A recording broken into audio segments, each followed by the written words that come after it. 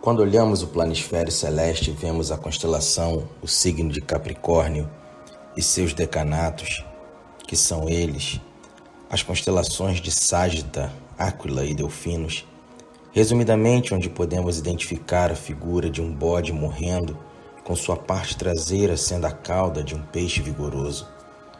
Podemos decodificar essa constelação e entender que ela significa a morte sacrificial do Messias, gerando nova vida para a igreja, que são pessoas, são filhos de Deus regenerados e que agora estão voltando para sua pátria celestial. O signo de Capricórnio apresenta Cristo, o sacrifício pelos pecados, aquele que se fez pecado por todos nós no madeiro, na cruz do Calvário. O quinto signo de nossa história celeste é representado por um ser que não existe na natureza. Um ser representado como meio bode e meio peixe. A parte frontal, o bode parece estar morrendo, com a pata dobrada sobre o corpo e a cabeça curvada para frente. E a parte traseira, a cauda de peixe, se mostra vigorosa e cheia de vida. O significado deste signo está diretamente ligado ao versículo que citamos no início, logo na própria figura do planisfério celeste, deste segundo capítulo da história celestial, que está em João, capítulo 12, versículo 24, em que vemos o nosso Senhor se comparando a um grão de trigo que veio ao mundo, caiu na terra e que precisou morrer para assim produzir muito fruto para a glória de Deus. Do mesmo modo, nesta constelação temos uma bela representação do que Cristo conquistou em sua morte e ressurreição. Ele, Cristo, que é o cabeça de toda a criação, de sua morte fez surgir a igreja, que é o seu corpo místico. Toda essa verdade está graficamente ilustrada no bode marinho, estampado nos céus, sendo que a primeira parte do mesmo, do bode, representa a morte de Cristo e a segunda parte, o peixe, representa a ressurreição de Cristo e, como consequência, o nascimento da igreja. Precisamos entender que a imagem do bode ela é muito usada no ocultismo, até para rituais e sacrifícios à entidade. E isso é como uma afronta às coisas que Deus usou como padrão e figura para revelar significados espirituais nas Escrituras desde o passado. O inimigo, Satanás, sempre tenta deturpar aquilo que Deus criou e deu um significado verdadeiro. Então, quando falamos em zodíaco, em astronomia ou algum conhecimento antigo, o enganador, no objetivo de tentar ofuscar a mensagem de Deus, ele pegou algo que é correto e descaracterizou e deu uma roupagem ocultista como símbolo do satanismo, como símbolo de idolatria, criando uma imagem com um significado deturpado para enganar as pessoas, ao ponto de pensarem que se alguém estudar as estrelas, isso seria tipo alguma coisa relacionada ao horóscopo, à cabala e às ciências ocultas e astrológicas. Agora, quando atentamos primeiramente à figura do bode, um animal que no Antigo Testamento era utilizado para sacrifício pelos pecados, nas Escrituras Sagradas, Jesus, Yeshua, é na maioria das vezes representado como cordeiro. Podemos ver isso registrado em João 1,36, em Atos 8,32, em 1 Coríntios 5, versículo 7, 1 Pedro 1,19 e várias outras passagens que afirmam onde o cordeiro é símbolo que nos fala de sua natureza humana, mansa, pura e sem mácula. Ele, Cristo, é o Cordeiro de Deus que tira o pecado do mundo. João 1,29. Mas o nosso Senhor também pode ser representado pelo bode, que nos fala de sua obra na cruz do Calvário, levando sobre si os nossos pecados e se fazendo pecado em nosso lugar, como está escrito em 2 Coríntios 5:21. Assim, então, Jesus, Yeshua, pode ser tipologicamente associado com o bode da oferta pelo pecado, conforme podemos ver e analisar nos seguintes versículos do Antigo Testamento. Por exemplo, em Levítico 9, versículo 15, diz: Depois fez chegar a oferta do povo e, tomando o bode da oferta pelo pecado, que era pelo povo, o imolou e o preparou por oferta pelo pecado. Em Levítico 16, versículos 5 ao 10, diz assim: Da congregação dos filhos de Israel tomarás 2 bodes para a oferta pelo pecado e 1 carneiro para o holocausto. Também tomará ambos os bodes e os porá perante o Senhor, à porta da tenda da congregação. Lançará sortes sobre os 2 bodes, uma para o Senhor e a outra para o bode emissário. Arão fará chegar o bode sobre o qual cair a sorte para o Senhor e o oferecerá por oferta pelo pecado. Mas o bode sobre que cair a sorte para bode emissário será apresentado vivo perante o Senhor, para fazer expiação por meio dele e enviá-lo ao deserto como bode emissário. Em Isaías 53, versículo 5, diz que Cristo certamente foi transpassado pelas nossas transgressões e moído pelas nossas iniquidades. Esse aspecto da morte de Jesus, como sendo o bode oferecido como oferta pelo pecado, nos fala da imagem do nosso velho homem que o Salvador levou consigo na cruz, crucificando justamente com ele, para que o corpo do pecado fosse destruído e não precisássemos mais servir ao pecado como escravos, como diz Romanos 6, versículo 6. Talvez fiquemos até chocados, principalmente os nécios, os novos na fé, fiquem chocados e até escandalizados com a interpretação, ou melhor dizendo, com o entendimento, com a decodificação desse signo, quando comparamos Cristo a um bode. Mas precisamos nos lembrar sempre que o próprio Jesus se comparou a um animal ainda mais impuro do que o bode. Ele se comparou a uma serpente. Vocês lembram dessa passagem? Em João 3, versículos 14 e 15, ele disse assim: E do modo por que Moisés levantou a serpente no deserto, assim importa que o Filho do Homem seja levantado, para que todo que nele crê tenha a vida eterna. Essas comparações de Cristo com uma serpente ou bode apenas realçam a feiura de nossa pecaminosidade e o fato de que na cruz Cristo tomou sobre si todos os nossos pecados. Ele, sendo perfeito sem pecado algum, nem por pensamento, ele se fez pecado por nós, de tal forma que o juízo de Deus caiu sobre ele por causa de nossas transgressões. O castigo que merecíamos, segundo a quebra da lei de Deus, foi punido em Jesus, quando ele tomou o nosso lugar na cruz do Calvário. Gosto também muito dos exemplos e aplicação que muitos irmãos já comentaram em seus vídeos sobre a crucificação do Messias, Jesus Cristo, nosso Salvador. É uma comparação bem semelhante, porque a crucificação de Jesus funcionou dentro da sabedoria de Deus, dentro do grande plano da redenção. A cruz também funcionou como um tipo de sistema de aterramento ou para-raios, um sistema desse onde toda a energia de um raio ou de uma fuga de corrente vai para o solo, pois o solo tem uma resistência muito baixa, podendo chegar a 0, dependendo do tipo de solo.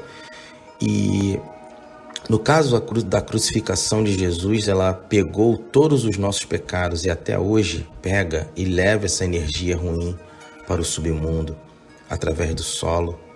Por isso que naquele momento houve trevas sobre a face da terra. pois toda a energia estava passando pelo nosso Salvador Jesus Cristo, Yeshua HaMashiach. Um exemplo como sombra e figura aconteceu no passado com Moisés, quando o povo no deserto estava sendo atacado e picado por serpentes. E Moisés fez um sistema de aterramento para livrar o povo ali sob o efeito do ataque, das picadas da serpente, que era a atuação de serafins caídos. Por isso agora faz todo sentido essa passagem quando lemos João 12, 31 a 33. O próprio Jesus disse assim: agora é o juízo deste mundo. Agora será expulso o príncipe deste mundo, e eu, quando for levantado da terra, todos atrairei a mim. E dizia isto, significando de que morte haveria de morrer. Cristo é o antídoto para o pecado. Agora irei considerar a figura do peixe que forma a parte traseira do bode, dentro do signo de Capricórnio. Isso não está associado a algum tipo de hibridismo, pois isso é até condenável diante da palavra de Deus, mas são representações, são imagens celestiais que nos ensinam coisas profundas do Evangelho da salvação. Por isso que a maturidade é muito importante para entender de uma forma metafísica e espiritual tais questões que são de fato consideradas como alimento sólido.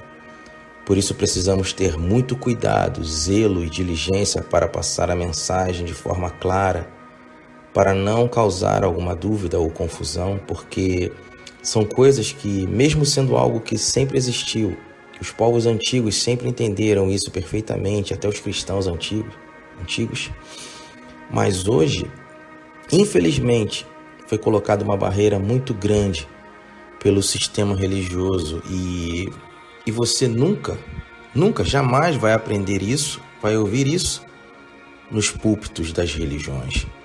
E quando olhamos para a morte expiatória de Cristo, representada pelo bode, emana vida, agora representada pelo peixe, nós vemos surgindo desse bode moribundo, podemos dizer assim, um outro tipo de vida, um peixe com sua cauda em movimento vigoroso. E a figura do peixe ela é inteiramente adequada para representar a igreja, porque a representação do peixe ela sempre foi utilizada como símbolo e figura dos cristãos e da própria fé cristã.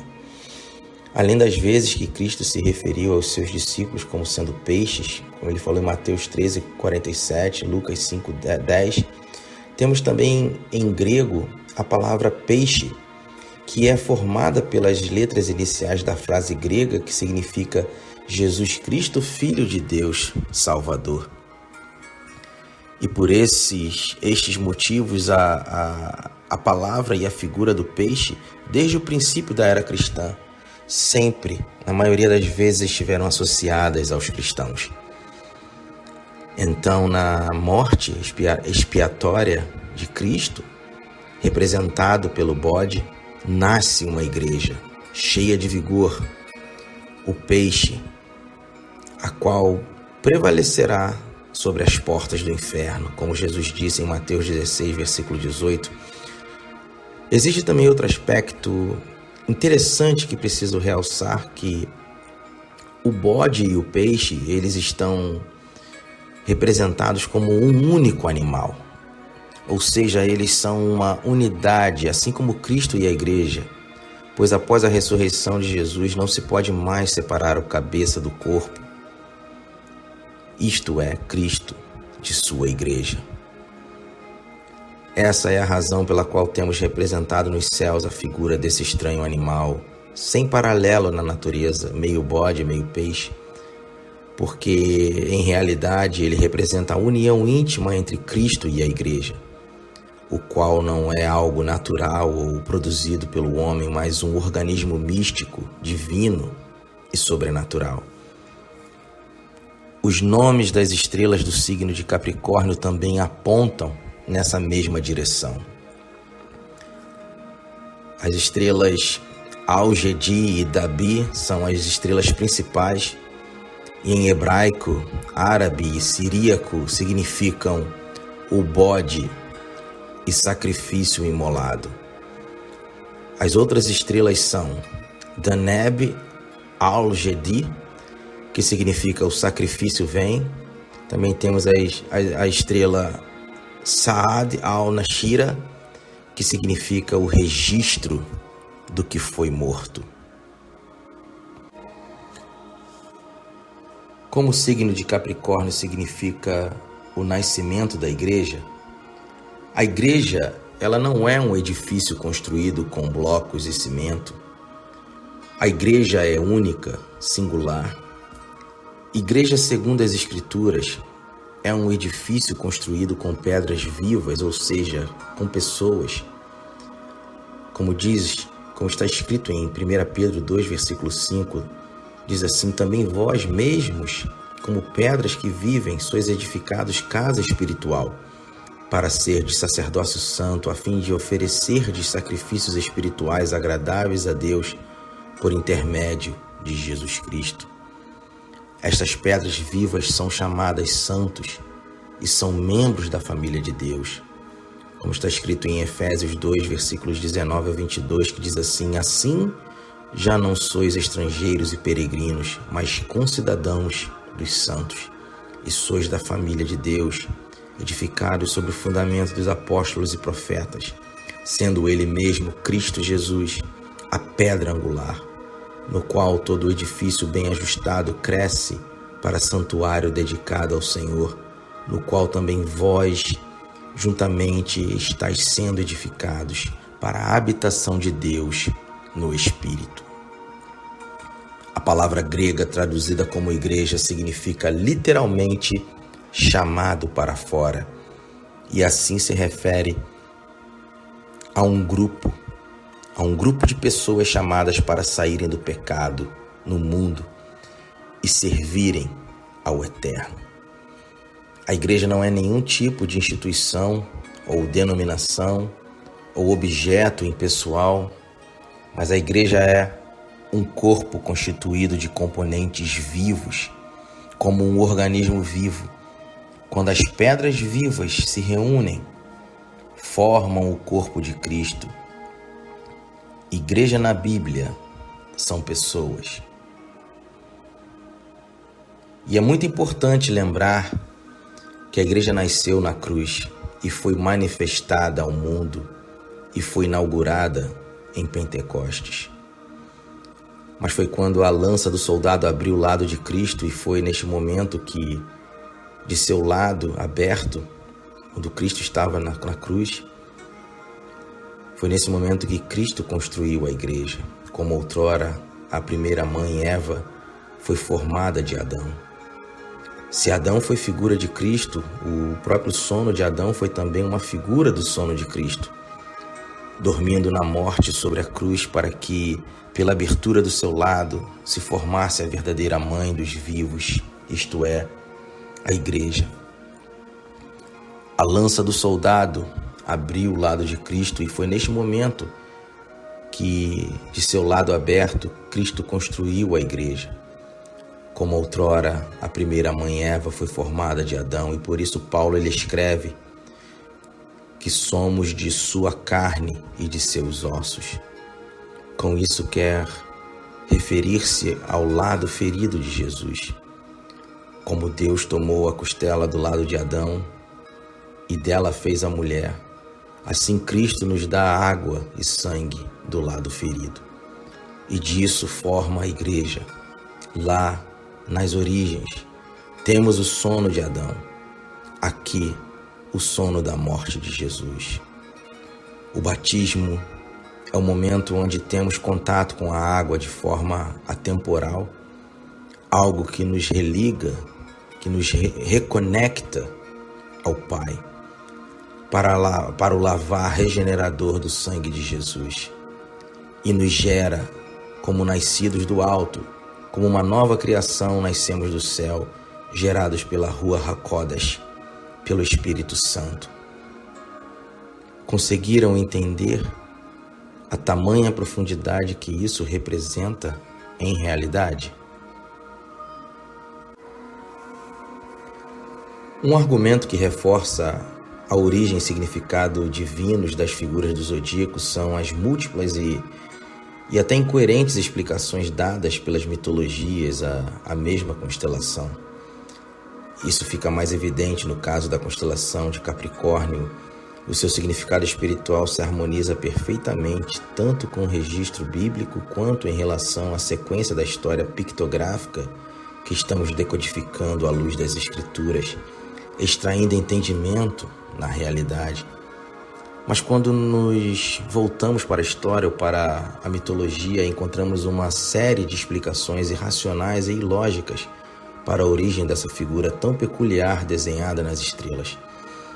Apesar desse símbolo ser um dos mais estranhos registrados na astronomia, é consenso entre os estudiosos que desde a antiguidade e passando por várias culturas, esse signo chegou aos nossos dias sem nenhuma modificação ou deturpação.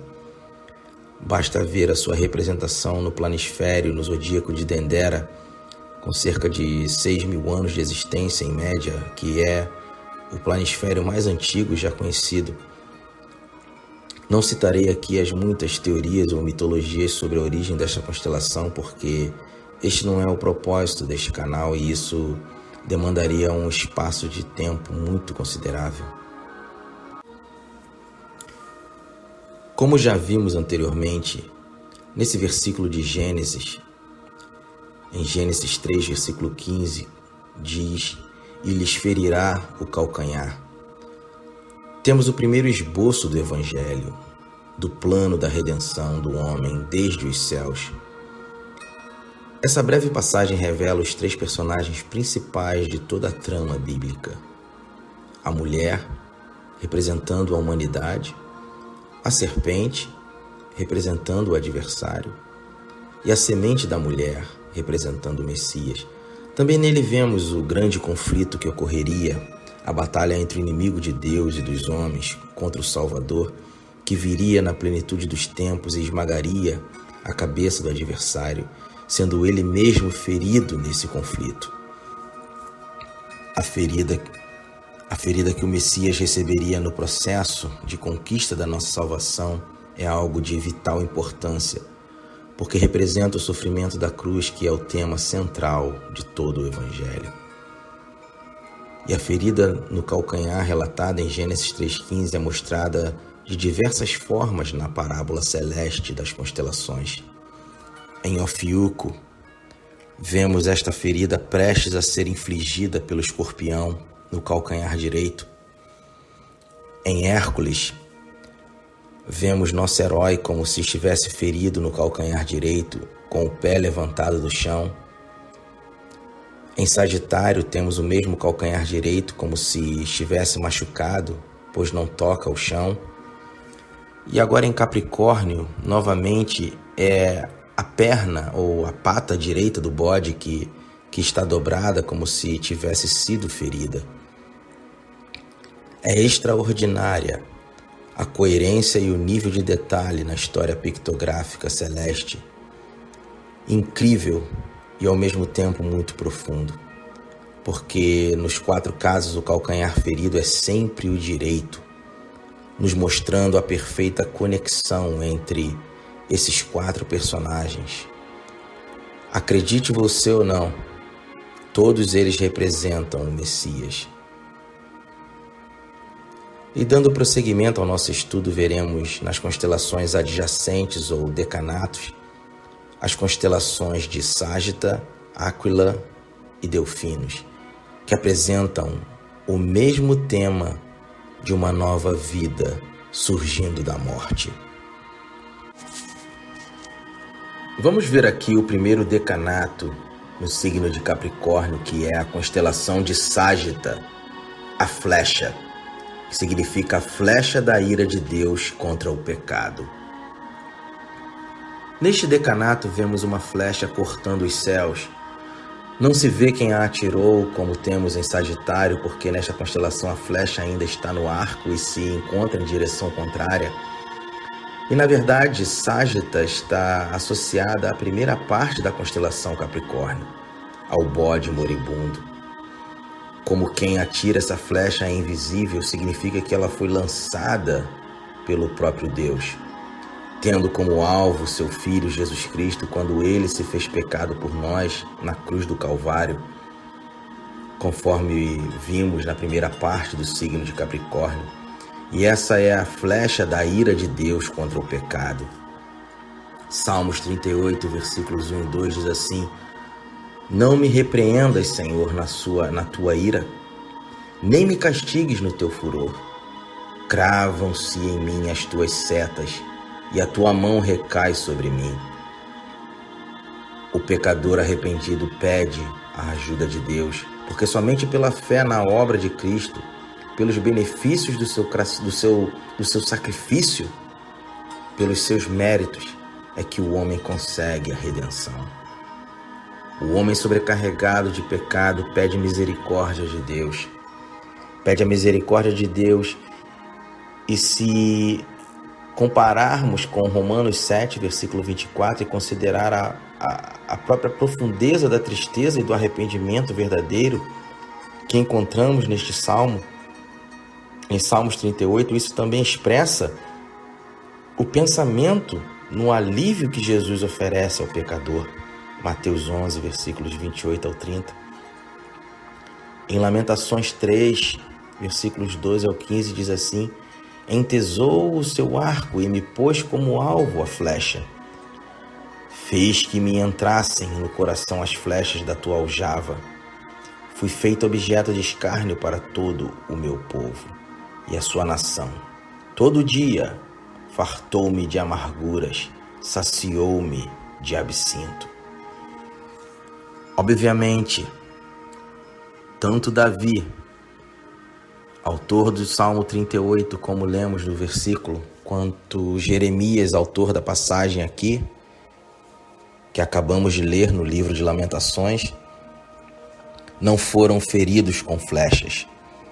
Essas palavras são proféticas e dizem respeito ao sofrimento do Messias em sua morte vicária, o qual foi transpassado pelas nossas transgressões, como diz em Isaías 53, versículo 5. A única estrela nomeada na constelação Ságita é Sham, que em hebraico quer dizer "a que destrói", sendo a flecha mortífera da justiça divina contra todo o pecado e iniquidade, que foi lançada contra o bendito Filho de Deus na cruz do Calvário. A flecha que atira e mata parece sozinha. Ela deixou o arco e está acelerando para atingir seu objetivo. É uma flecha celestial. E aquele que a atira é invisível. Existe uma majestade e um mistério sobre isso que assusta. É a seta mortal da justiça do Todo-Poderoso que sai do trono contra toda injustiça e pecado. É aquele instrumento que inflige a morte, que vem com força irresistível e agudeza contra um mundo que jaz em pecado e que jaz no maligno, e que perfura o Filho de Deus imaculado, como encontrado no lugar do homem culpado e condenado. A execução que ele faz é mostrada no bode caído e moribundo. É a flecha da justiça divina e da condenação sobre o pecado, atravessando o corpo e a alma do manso Cordeiro de Deus, que concordou em levar os nossos pecados e responder por eles. E como lemos o registro em Salmos 38, temos essa mesma flecha de Deus cravada no corpo do misterioso sofredor, ferindo sua carne e ossos e o esmagando completamente. Ele está preocupado e abatido, como se estivesse sob um fardo esmagador. Seu coração palpita, sua força enfraquece, a luz de seus olhos se apaga. Não apenas é ele o objeto perseguido do ódio do homem, mas encerrado nas fortes grades do julgamento divino. Foi a graça divina que preparou e disparou aquela flecha contra a pessoa do ser irrepreensível. Mas sendo encontrado no lugar e no lugar dos pecadores, a santa vingança e justiça de Deus não poderia se conter para poupar até mesmo o unigênito do Pai, tão cheio de graça e de verdade.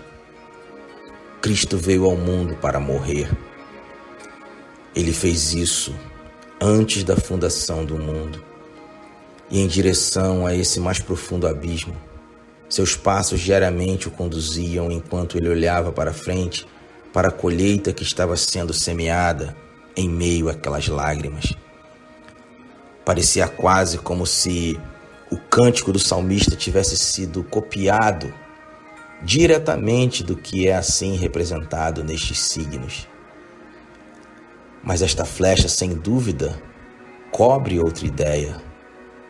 Existe uma perfuração e morte espiritual no caso daquele que vem para uma nova vida em Cristo.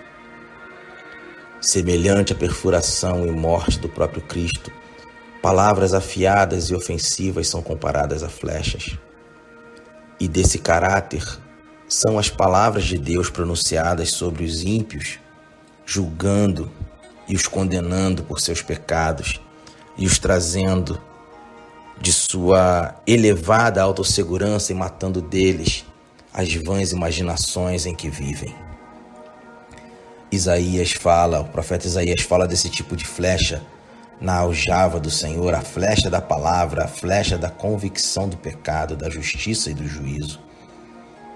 Uma flecha mortal que penetra nas almas dos homens e os torna humildes, penitentes, para que eles possam viver em Cristo. A morte de Cristo pelos nossos pecados também assume a forma de uma palavra, de uma pregação, de um testemunho, de argumentos, até mesmo a pregação da cruz para matar a vida do pecado e fazer com que os homens morram nele, de modo que a própria flecha da justiça soberana, que bebeu a vida de Cristo como nosso substituto e propiciação, passa por ele para perfurar também aqueles cuja vida em pecado lhe custou toda esta humilhação e dor, também os matando para aquela vida doente e condenada, para que possam viver a vida de Cristo como seus filhos renovados, justificados e redimidos. Assim, a flecha preenche exatamente as mesmas ideias que encontramos simbolizadas no signo de Capricórnio. Isso é inteiramente coerente com o contexto mais amplo desse signo, porque, como veremos, se retirarmos toda a fantasia mitológica a respeito dessa seta celeste, podemos ver que a mesma está intimamente associada à próxima constelação que vamos ver agora, que é a constelação de Áquila. Áquila, a águia. Áquila significa a águia mortalmente ferida caindo do céu. Segundo a mitologia grega, Hércules matou com uma flecha a águia que diariamente devorava o fígado de Prometeus, sendo, pois, por isso imortalizada pela constelação Áquila. Pode-se ver claramente com esse exemplo que os gregos eles não tinham a mínima ideia a respeito da origem das constelações, mas tão somente associavam algum personagem de suas lendas. Essa é a única razão que explica por que foi dada uma posição tão elevada como a representação de uma constelação nos céus a um personagem tão insignificante na mitologia, a própria águia que diariamente devorava o fígado de Prometeus. E como ocorre em quase todos os mitos gregos, essa é apenas uma das várias versões que dizem ser a origem da constelação Áquila. E nesta constelação vemos uma águia caindo como se tivesse sido ferida pela flecha. E como podemos ver pelo posicionamento e proximidade das constelações Ságita e Áquila, a águia é um pássaro sempre associado à realeza. Cristo é essa águia real, a voar nas alturas porque ele pertencia aos altos céus. Mas para trazer vida à sua igreja, ele se humilhou a ponto de descer de seu trono celestial para vir à dimensão terra e ser ferido pela flecha da ira de Deus, sacrificando-se por causa dos nossos pecados. As estrelas principais na constelação Áquila nos falam dessa ferida mortal. A estrela mais brilhante se chama Altair. Altair é a 12ª estrela mais brilhante do céu noturno, que em árabe significa ferimento. Outras estrelas na constelação Áquila são Alcair, perfurante ou coberta de sangue. Temos a estrela Alshain, que significa a brilhante. A estrela Tarazed, que significa ferida ou aquela que cai. E a estrela Al-Waqabi, que significa ferido no calcanhar. É simplesmente impossível explicar os nomes dados às estrelas dessa constelação de forma tão coerente com a mensagem bíblica, a não ser por Deus, que dá nome a cada estrela dos céus, como está registrado em Isaías 40:26, em Salmos 147, versículo 4. E revisando que o segundo decanato do signo de Capricórnio, ele acrescenta ainda mais entendimento, a clareza e certeza do significado. Esta constelação de Áquila, a águia transpassada, ferida e caindo, é apenas outra imagem do grão de trigo caindo e morrendo. A estrela principal nesta constelação é de primeira magnitude e é a estrela pela qual a posição da Lua, também um símbolo da igreja, é até anotada para o cálculo da longitude no mar. Seu nome, como vimos, é Altair, que em árabe significa ferimento. E é simplesmente impossível explicar como todos esses nomes entraram neste signo e seus decanatos, exceto pela intenção de denotar o grande fato da morte do Salvador prometido. Os mitos explicam essa águia de maneiras diferentes. Alguns dizem que é Merops, rei de Cós, o marido de Etemeia, que lamentou por sua esposa condenada e era transformada em águia e colocada entre as estrelas. Alguns dizem que é a forma assumida por Júpiter ao carregar Ganímede, enquanto outros a descrevem como a águia que trouxe o néctar para Júpiter, enquanto ele estava escondido na caverna de Creta, devido à fúria e à ira de Saturno. Em suma, a sabedoria pagã não sabia o que significava em profundidade, embora a considerasse com notável consideração, e ainda como Cristo amou a igreja e se entregou por ela e reina na glória para o seu bem, como ele se humilhou em obediência para a sua missão, em obediência até a morte, para que pudesse tomar para si uma igreja gloriosa para servir ao Pai eterno em bem-aventurança imortal, como ele foi realmente trazido para a caverna da morte, de onde foi revivido pelas virtudes celestiais após o esgotamento da feroz ira da soberania insultada. Ainda podemos ver alguns reflexos obscuros da verdade original e do significado, mesmo nessas fábulas confusas e contraditórias dos antigos povos. A águia é um dos símbolos bíblicos de Cristo. Êxodo 19, versículo 4 diz assim: Vós vistes o que eu fiz aos egípcios, e como vos levei sobre asas de águia e vos trouxe para mim mesmo. Deuteronômio 32, versículos 11 e 12 diz assim: Como a águia agita o seu ninho, voa sobre os seus filhotes, estende as suas asas, toma-os, leva-os sobre as suas asas, assim só o Senhor o conduziu. A águia é um pássaro real e o inimigo natural da serpente. A águia é elevada em seus hábitos, forte e ágil, é muito cuidadosa e terna com os seus filhotes. E disse que se rasga até para alimentá-los com seu próprio sangue, quando todos os outros meios falham. E aqui está a nobre águia, a prometida semente da mulher, perfurada, dilacerada e sangrando, para que aqueles gerados à sua imagem possam ser salvos da morte, protegidos e feitos para viver para sempre. Mas como no caso da flecha, também neste caso, a figura vai admitir a ideia adicional que envolve o pecador orgulhoso, transpassado pela flecha da palavra e trazido à humilhação da penitência, até mesmo à morte e ao desespero quanto a todas as suas esperanças anteriores. E até que os filhos do orgulho que voam alto sejam derrubados pela flecha da palavra de Deus e caiam completamente do céu de seus sonhos em conformidade com a morte de Cristo por eles, não pode vir a eles nenhuma vida correta. O apóstolo Paulo estava vivo sem a lei uma vez.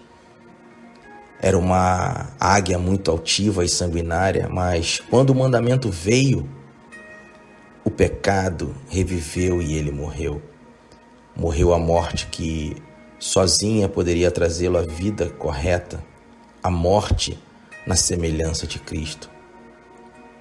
E dessa forma, temos os dois primeiros decanatos de Capricórnio, Áquila e Ságita, diretamente relacionados à primeira parte do signo, que é o bode moribundo, e por conseguinte, o último decanato que vamos ver aqui deve estar associado à segunda parte do signo principal, que é a cauda do peixe cheia de vida. A sequência é perfeita. Vamos conferir agora. Temos agora a constelação de Delfinos, o golfinho, que significa o golfinho ressuscitado cheio de vida.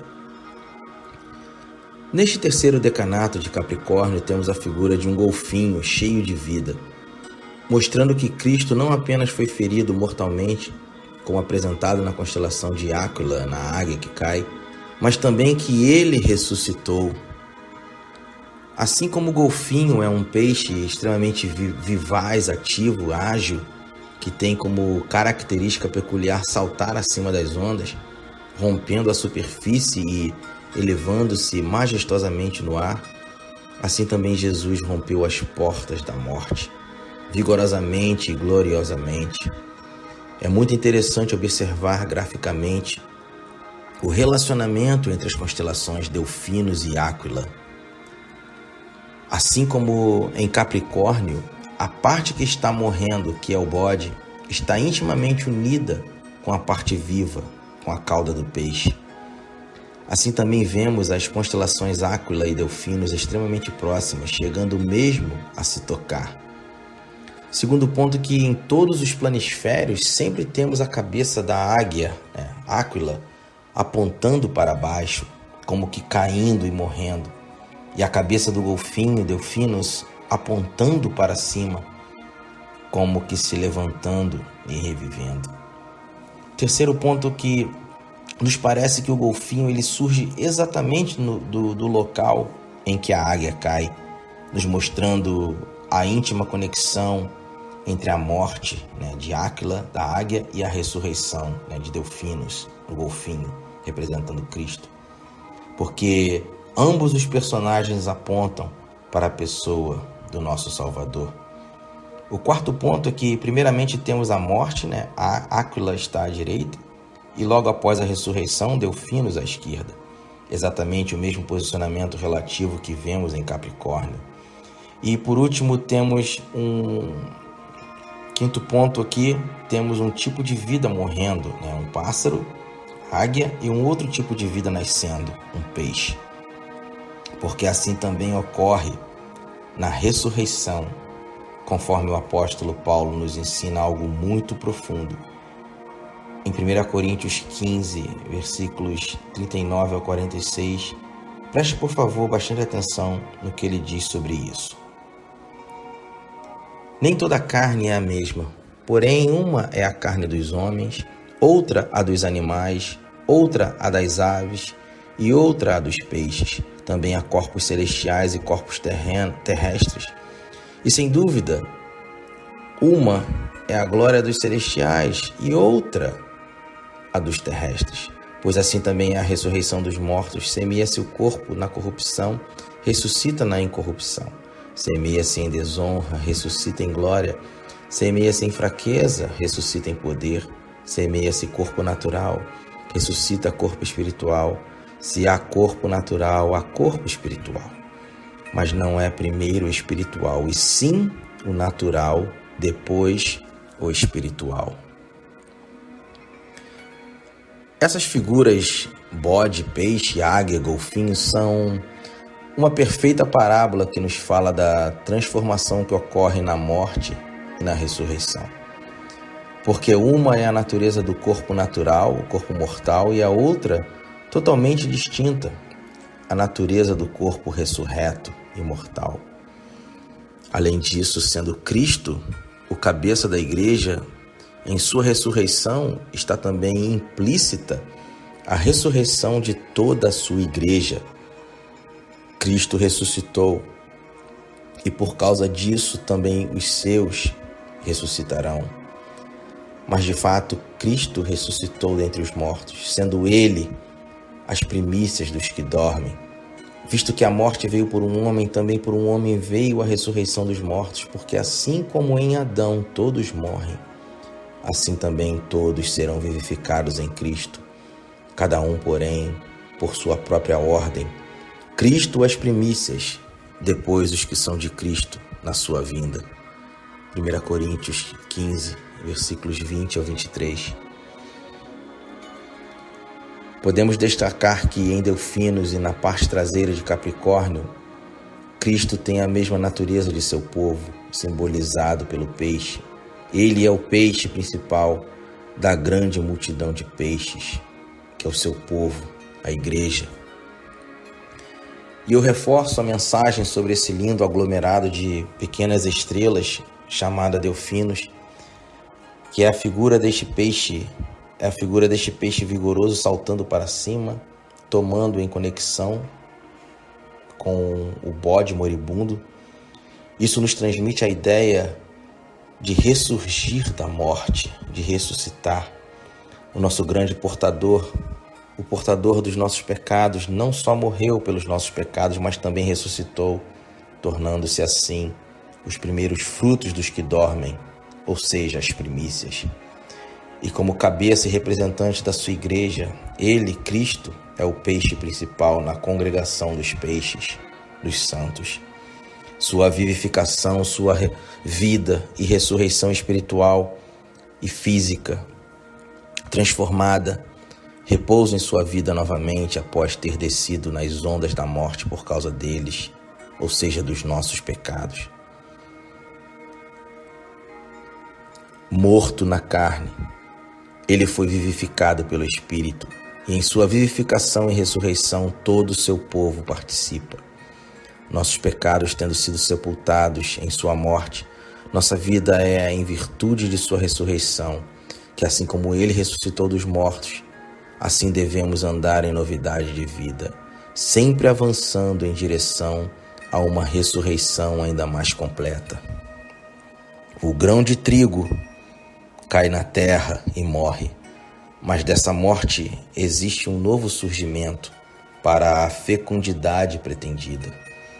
Cristo morre e ressuscita, e seu povo, morto em sua velha confiança carnal, absolvido por seu sofrimento da penalidade devida a eles, e se plantando exclusivamente nele como seu Senhor e Redentor, ressuscita com ele para o novo, espiritual e vida eterna.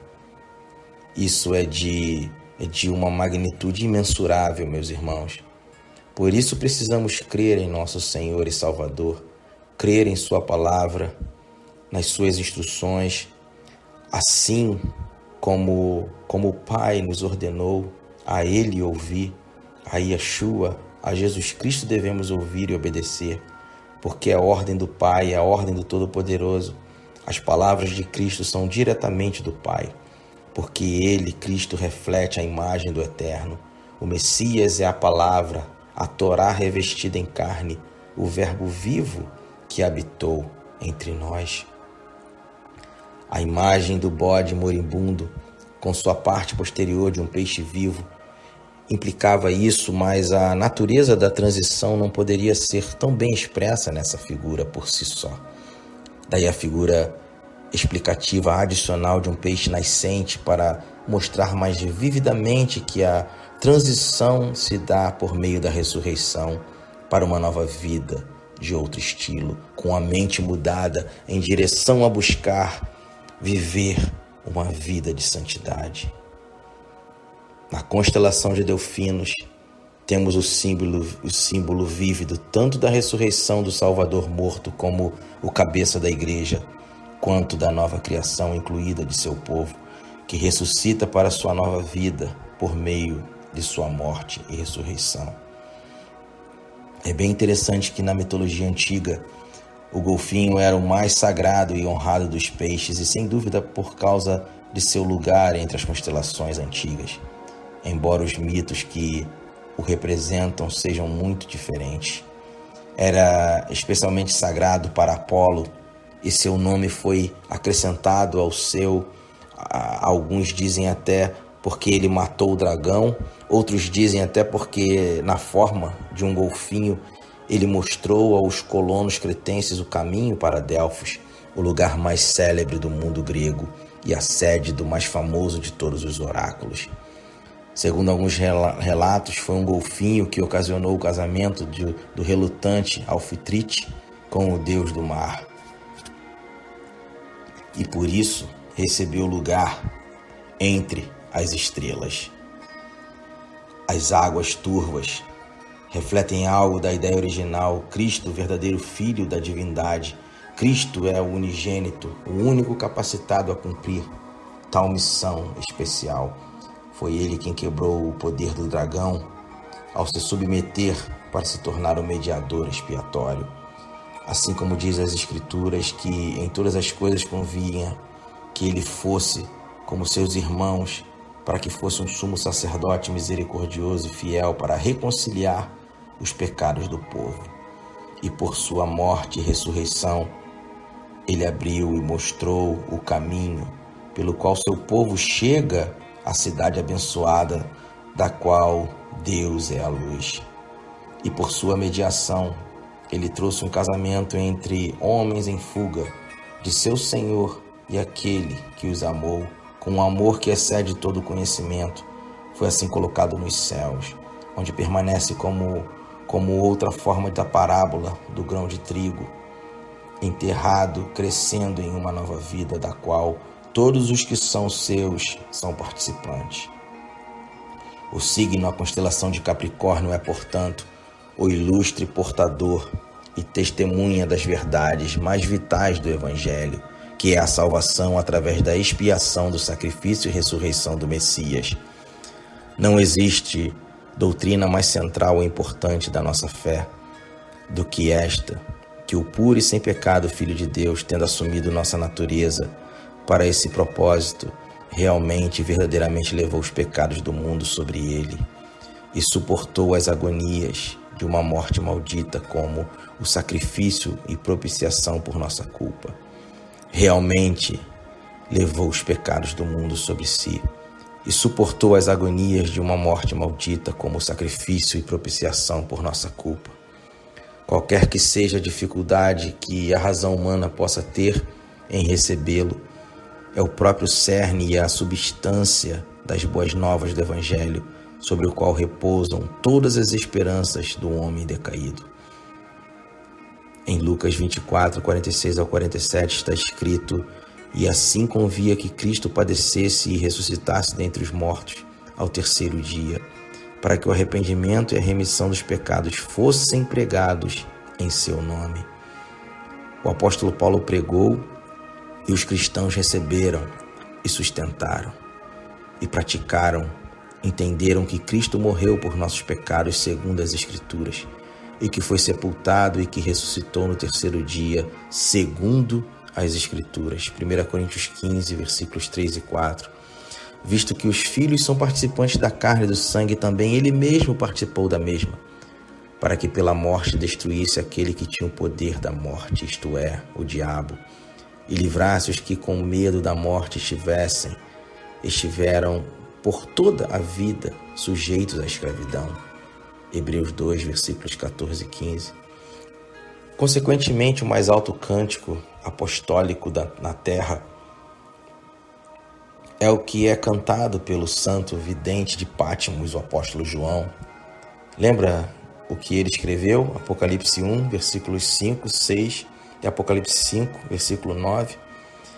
Ele escreveu assim que aquele que nos amou e em seu próprio sangue nos lavou de nossos pecados e nos fez reis e sacerdotes para Deus e seu Pai. A ele seja a glória e o domínio para todos sempre.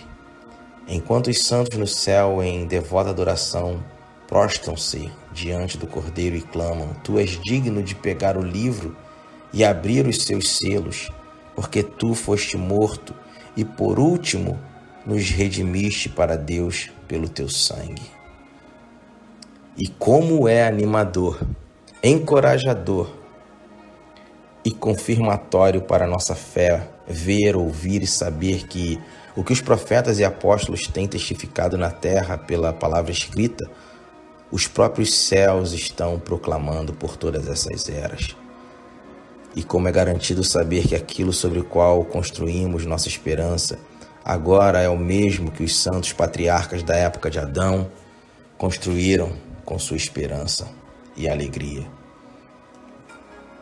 Eles acreditaram e esperaram e penduraram sua fé e testemunho nas estrelas que, na plenitude dos tempos, a semente da mulher viesse e se prostrasse na morte como a oferta pelo pecado por um mundo perdido e ressuscitar em vida e fidelidade de virtudes salvadoras por meio das quais sua igreja deveria se levantar e ressuscitar com ele, compartilhando ao mesmo tempo o mérito de sua expiação e o poder de sua ressurreição, e assim viver e reinar em união inseparável consigo mesmo, em vida e glória eterna. Este estranho peixe-bode morrendo em sua cabeça, mas vivendo em sua parte posterior, caindo como uma águia perfurada e ferida pela flecha da morte, mas surgindo das ondas escuras com vigor e beleza incomparáveis, do golfinho, afundando sobre a condenação do pecado, mas ressuscitando como conquistador do pecado, desenvolvendo uma nova vida a partir da morte e anunciando uma nova estação. A história que ele conta é a velha história na qual pende a única esperança válida que já veio ou pode vir, a raça de Adão.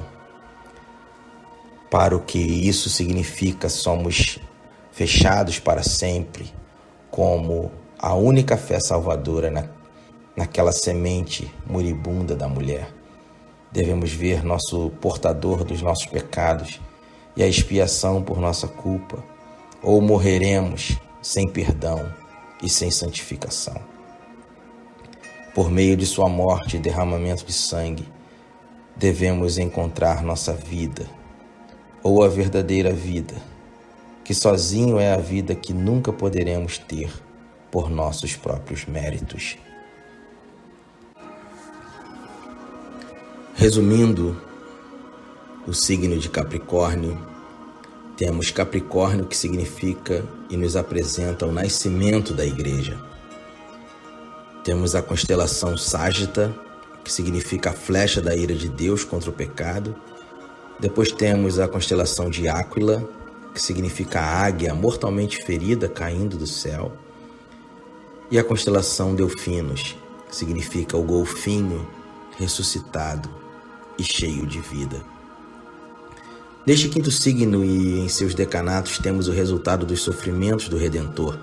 O nascimento da igreja, a mensagem deste signo, ela corrobora com tudo aquilo que temos analisado até agora. Este estranho bode marinho, que é a constelação Capricórnio, morrendo em sua cabeça, mas vivo em sua cauda, caindo como uma águia ferida, que é a constelação Áquila, a águia ferida pela flecha do juízo divino, que é a constelação Ságita, mas saltando das negras águas da morte com incomparável vigor e beleza de um golfinho, que é a constelação Delfinos. É aquele que submergiu sob a condenação do pecado de toda a humanidade, dos seus filhos, dos vasos de misericórdia, mas ressurgiu como conquistador, trazendo nova vida da morte. Cristo morreu, mas ressuscitou e nos deu vida juntamente com Ele. A igreja nasceu. É essa a mensagem do signo de Capricórnio. O significado verdadeiro deste signo transmite a mais importante e vital verdade da fé cristã, que o santo e imaculado Filho de Deus tomou a forma humana, como diz Filipenses 2,7, e levou sobre si todo o pecado do mundo, 1 João 2, versículo 2, e recebendo em seu corpo o castigo que nos era merecido, Isaías 53,5, ele se ofereceu como sacrifício e propiciação pelas nossas culpas, Hebreus 2,17, para que tivéssemos os nossos pecados perdoados e recebêssemos de vida eterna.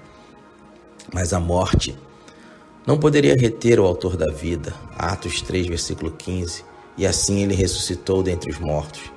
Esse é o puro evangelho que, desde o início, foi anunciado. Antes de tudo, vos entreguei o que também recebi, que Cristo morreu pelos nossos pecados, segundo as Escrituras, e que foi sepultado e ressuscitou ao terceiro dia, segundo as Escrituras. Como diz 1 Coríntios 15, versículos 3 e 4.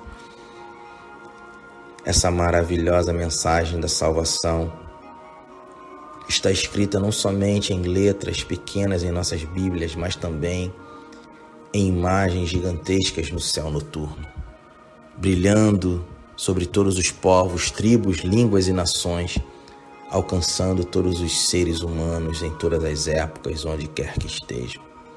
Somente o Todo-Poderoso poderia criar algo tão extraordinariamente maravilhoso como estas constelações celestes. A Ele seja toda a glória e louvor para todos sempre.